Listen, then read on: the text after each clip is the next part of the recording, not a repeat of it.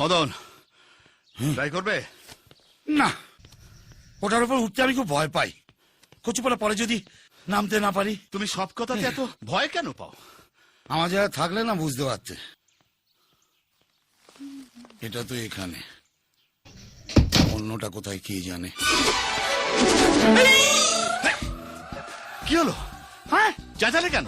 ওই অসুখ এমনিতে হাতটা ঠিকই থাকে, মাঝে মধ্যে মনে হয় কে যেন বুকের মধ্যে হাত উড়ি পিটছে। এমন অসুখের কথা আমি বাপের জন্মও শুনিনি। নিচে যাই, মানে ওপরে থাকলে না কচুপোড়া আমার প্যালপিটেশনটা বাড়তে থাকে। চলো নিচে যাই। হ্যাঁ চলো।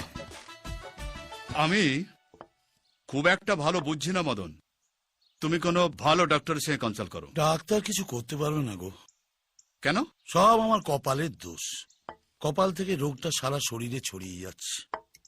পৌলমে ওকে ডাকছো কেন? আমরা খেয়ে নি, তারপরও খাবে কোন? কি ও একলা কেন খাবে? আর আমার খাওয়াও যা, ও না খাওয়াও তাই। আবার কি হলো ভাই? কচুপোড়া তোমার সব প্রশ্নের উত্তর দিই কি করে বলো তো? মদন দা, হয়ে গেল আমার খাওয়া, দফা রফা হয়ে গেল। কি হলো? আমি এখানে বসে খাবো না বাইরে গিয়ে খেয়ে আসবো? আমার মাথায় বসে খাও, শান্তিতে একটু খেতেও দেবে না বাইরে। যাও গিয়ে বাইরে খেয়েছো। এই তোমার বুদ্ধি শুদ্ধি সব গেছে নাকি? আমার বাড়ি এসে ও বাইরে কেন খাবে? এই বসো, বসো তুমি। এইটা নয়, ওইটা গিয়ে বসো, ওইটা গিয়ে বসো, যাও বসো।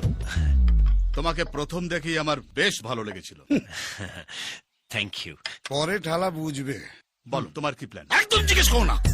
তুমি চুপ করে খাবে। হ্যাঁ বল। আমি প্রচুর টাকা রোজগার করে নিজের স্ত্রীকে এরকম একটা বাড়ি গিফট করতে চাই। চুপ কর। স্ত্রীকে একটা বাড়ি গিফট করবো? মুখে যা আসছে তাই বলে যাচ্ছে মুখ পড়া। মেরে না মুখ ভেঙে দেবো। এই, ও নিজের স্ত্রীকে একটা বাড়ি গিফট করতে চায়, তাতে তোমার কি? ইডিয়েট। কাউকে ঠিক করে রেখেছো? খুব খারাপ হয়ে যাচ্ছে কিন্তু। তুমি যদি একটাও কথা ওর সঙ্গে আর বলো না, আমি এখান থেকে চলে যাবো। তুমি বসবে। বসতে পারছি কই? কচুপালা মনে হচ্ছে একটা উনুনের ওপর বসে আছি। বসো। আচ্ছা ঝামেলা করছো তো। একটা ইন্টারেস্টিং কথা শুনছি। বলো, কেউ আছে? হ্যাঁ, কি নাম মেয়েটির? পৌলমী। পৌলমী?